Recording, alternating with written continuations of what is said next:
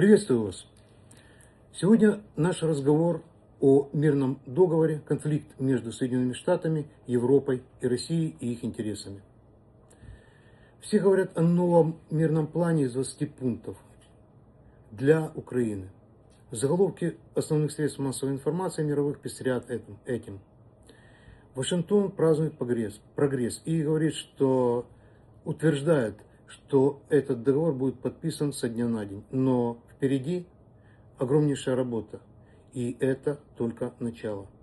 Как политический аналитик я хочу сказать вам, что самые опасные части этого плана не в заголовках. Они скрыты в деталях.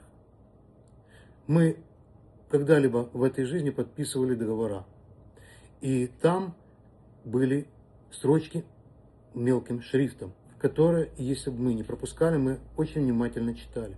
Именно там скрыты иногда самые основные положения. Так и здесь. Все скрыто в деталях. Дьявол скрыт в деталях. Они могут, эти детали, изменить будущее Европы и Украины. Они могут изменить наше мирное существование и привести к долгой войне или же к долгому холодному миру. Сегодня мы с вами разберем 3 пункта из этих 20. Это не основные пункты, и мы начинаем, наверное, с самого легкого. Во-первых, хочу сказать, что это не является мирным договором. Это всего лишь дорожная карта сделок. Это красные линии, за которые государства, которые ведут переговоры, не могут выйти, потому что имеют свои интересы. Первое – это совместное управление Запорожской атомной станцией на паритетных условиях 50/50. На первый взгляд это выглядит как сотрудничество. На первый взгляд это выглядит достаточно рационально, потому что Украина не контролирует территорию Запорожской атомной станции и не имеет на сегодняшний день туда доступа. Но я сейчас попробую обозначить те мелочи, о которых нам не говорят, эти детали. Кто будет контролировать безопасность этой станции? Чей технический персонал будет там находиться? Какие службы будут задействованы, если, не дай бог, произойдет авария? Кто будет юридически за это все отвечать? И это очень маленький перечень тех вопросов, которые есть. Тех вопросов, о которых нам не говорят. Следующий вопрос. Это модель облегченного суверенитета для Донбасса. Этот план реально направлен на замораживание линии конфликта и создание свободных экономических зон. Украина сохраняет юридическое право собственности, но Россия сохраняет фактический контроль. Что нам известно на сегодняшний день? Что Украина должна отвести по требованию России свои вооруженные силы с территории Донбасса. Там будет сделана демилитаризованная зона, так называемая буферная зона, как Россия ее называет. И будет находиться Росгвардия и полиция Российской Федерации. Американская сторона предлагает, что они будут осуществлять технический мониторинг. Он будет, естественно, самый лучший, самый светлый и самый прекрасный.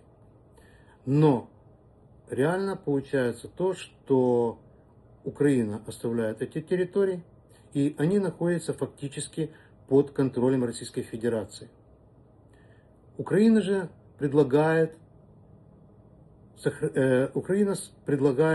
сохранить эти зоны и сделать там свободные экономические зоны, чтобы можно извлекать из этого прибыль и все-таки частично оставить контроль над своими территориями. В последнее время президент Зеленский предлагает как вариант отход вооруженных сил Российской Федерации на то же расстояние, на которое будет отходить или, возможно, будет отходить вооруженные силы Украины.